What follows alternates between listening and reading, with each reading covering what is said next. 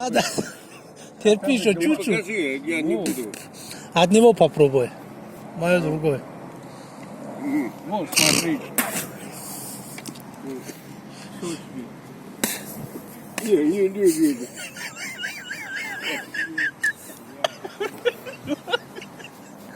Ну что, туда тебе надо идти.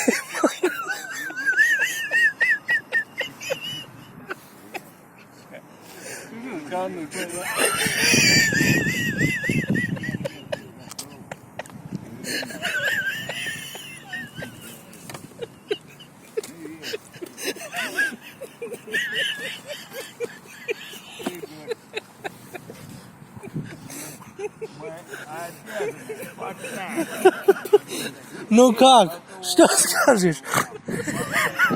Видишь, это только настоящие мужики можно. Это не водка вам, что по 3 бутылки выпили и ходили домой.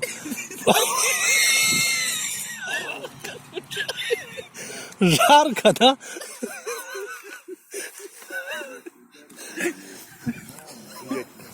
Второй раз ты меня черным угостил. Потому что ты мой друг.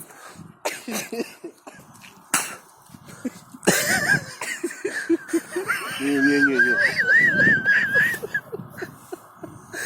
Еще раз попробуй, настоящим мужчиной станешь. Не. Ты меня черным угостил. Водка крепкий или насва? Крепко держи, а то упадешь.